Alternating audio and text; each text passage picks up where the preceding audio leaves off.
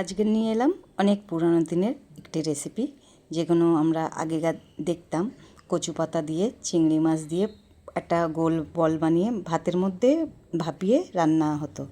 তো আজকের আমি অন্যভাবে বানাবো। আমি কিন্তু আর ভাতের মধ্যে দেবো না।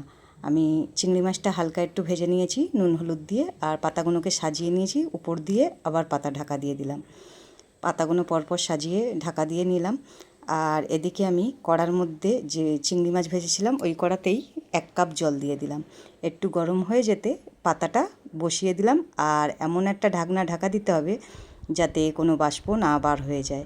দেখো কিছুক্ষণ পরে ঢাকনাটা খুললাম, নিচটা ভালোভাবে সিদ্ধ হয়ে গেছে। এখন আমি উল্টে দেব।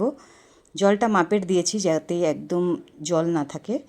তো আবার কিছুক্ষণ পরে এটা খুললাম, দেখো একদম হয়ে গেছে। এখন তো অল্প ভাত হয়, তার মধ্যে যদি এই বড় একটা বল দেওয়া হয় তো ভাতটা পুরো সবুজ হয়ে যায়। এখনকার বাচ্চারা এগুলো খেতে চায় না, তো এইভাবেই ভাবিয়ে বানিয়ে নিলাম। কিছুক্ষণ কড়াতে ভালোভাবে জলটা মেরে নিয়ে এখন নুন দিয়ে দিলাম। এদিকে তেল গরম করে শুকনো লঙ্কাটা ভেজে নেব। তেলের মধ্যে কিন্তু আমি কষবো না, কাঁচা তেল দিয়ে মাখবো। কাঁচা তেল দিয়ে মাখলে এর টেস্টটা আলাদা হয়।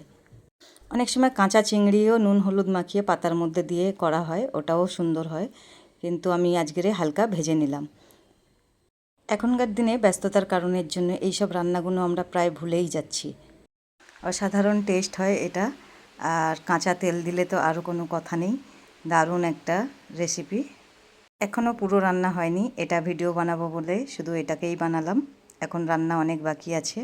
আবার নেক্সট ভিডিওতে দেখা হবে। সবাইকে ভালো থেকো, সুস্থ থেকো, টাটা।